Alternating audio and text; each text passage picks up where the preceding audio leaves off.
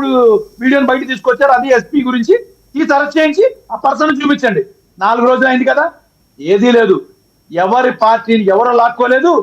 అభిమానంతో పెట్టినటువంటి పార్టీ ఆయనే తీసుకొచ్చి స్వయంగా శివకుమార్ అన్న మీకు పరిచయం తెలియదు కానీ నాకు చాలా బాగా పరిచయం. నా దగ్గరికి చాలా సార్లు రావడం జరిగింది, మాట్లాడటం జరిగింది. నా ఇష్టం ఉంటే నేను చేశానండి అని చెప్పి ఆయన చెప్పడం జరిగింది. ఆయన తండ్రి గారి పేరు మీద అభిమానంతో పెట్టి ఇద్దరు అప్లై చేస్తారండి. పార్టీ అనేది అప్లై చేసేది ఎవరన్నా చేస్తారు, కానీ పార్టీ అక్కడ లాక్కోలేదు.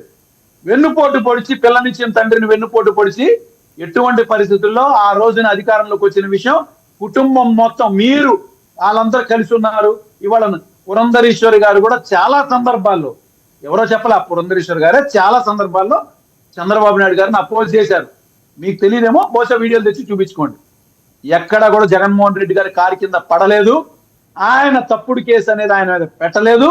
మీరు కేంద్రంతో మీరు ఏదైతే లాలూచీ పడి మమ్మల్ని బతకనివ్వండి లేదంటే చచ్చిపోండి, మీరు ఒంటరిగా పోటీ చేయడం మీరు చెప్తున్నారు కదండి, చాలా గొప్ప వ్యక్తి అని చెప్తున్నారు కదా. గొప్ప వ్యక్తి కాబట్టే ఒంటరిగా పోటీ చేయమని అంటున్నాను. అంత పేరున్న వ్యక్తికి ప్రజల ఆదరణ ఉంది కదా. మేమేం సంకీర్ణంగా వెళ్ళమని అంటలేదు, సంకీర్ణంగా వెళ్ళొద్దని అంటలేదు, లేదా 10 మందిని కలుపుకోవద్దని అంటలేదు. కానీ మీరు కలుపుకున్న వ్యక్తులతో ఎక్కడైనా ఒక పద్ధతి పాటించారా?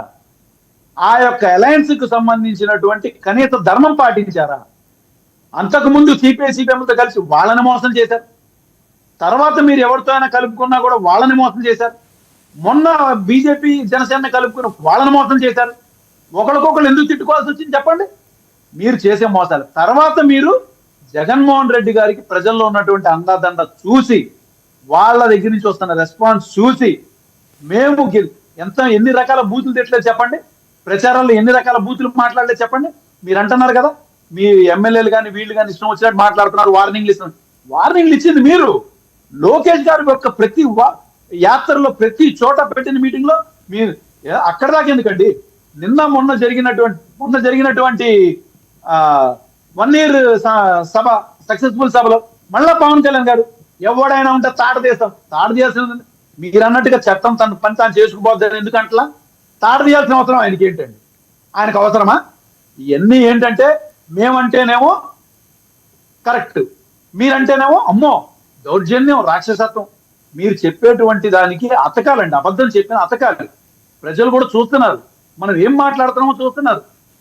నేను ఎన్నో రోజులు కూడా కాలేదు కదా, 2 రోజులు కదా అయింది. తాట తీస్తామని చెప్పని పవన్ కళ్యాణ్ గారు మాట్లాడాల్సిన అవసరం ఉంది. తప్పుడు పని చేసిన వాళ్ళు ఎవరైనా శిక్షించబడతారు అని ఎందుకు మాట్లాడలేరు? అదే విధంగా జగన్మోహన్ రెడ్డి గారు మమ్మల్ని కానీ అడ్డుకుని అనవసరంగా ఇబ్బందులు పెడితే ఆయన ప్రచారంలో ఎన్ని రకాలుగా ఇబ్బంది పెట్టారు చెప్పండి. 2018లో ఆయన ఎయిర్పోర్ట్ లో వైజాగ్ లో ప్రచారం చేసుకుంటుంటే ఎన్ని రకాలుగా ఇబ్బంది పెట్టారు. ఆపాల్సిన అవసరం ఎందుకు వచ్చింది? మరి ఎక్కడ జగన్మోహన్ రెడ్డి గారు అయితే ఆపలేదే.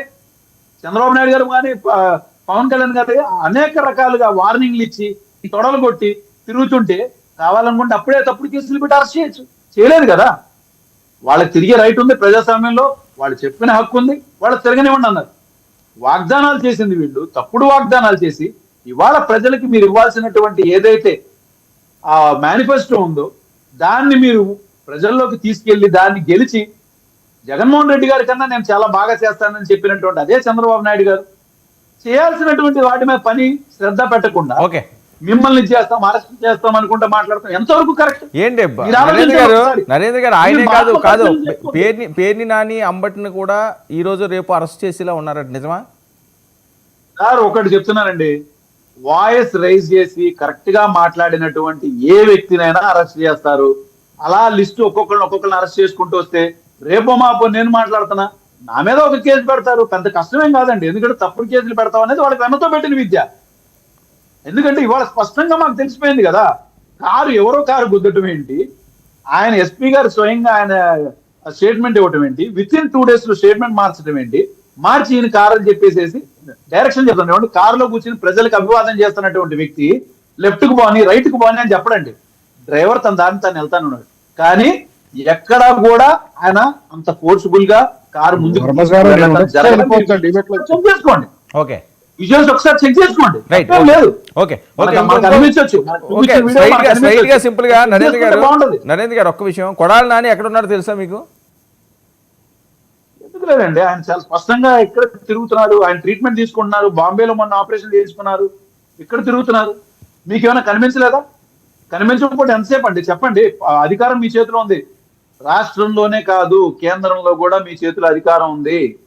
2 నిమిషాల్లో మీరు పట్టుకోవచ్చు. ఎక్కడ దాక్కుని లేడు, ధైర్యంగానే తిరుగుతున్నారు. ఎక్కడున్నా అరెస్ట్ చేయొచ్చు. ఆల్రెడీ ఆయన మీద లుక్అవుట్ నోటీస్ కూడా ఇచ్చేసి ఉంది. ఆయన ఈ యొక్క దేశం కానీ రాష్ట్రం కానీ దాటి వెళ్ళడానికి, ఎయిర్పోర్ట్ ద్వారా వెళ్ళడానికి, దేశం దాటి వెళ్ళడానికి ఎక్కడా కూడా ఆస్కారం లేదు. లుక్అవుట్ నోటీస్ కూడా పెట్టారు. ఇంకేం కావాలి? భయం ఎందుకండి చెప్పండి? ఓకే, రైట్, భయపడాల్సిన అవసరం లేదు కదా. Okay, okay. శాంతి ప్రసాద్ గారు, ఎందుకు సార్ ఎంతసేపు ఒక్కదన్నా పనికొచ్చే మాట ఉందా? పనికొచ్చే మాట ఒకటి ఉందా? ఇవన్నీ ప్రజలు తిరస్కరించినాయి కదా. ఈ సొల్లంతా చెప్పారు, 24 జనాలు తిరస్కరించారు. ఇంకా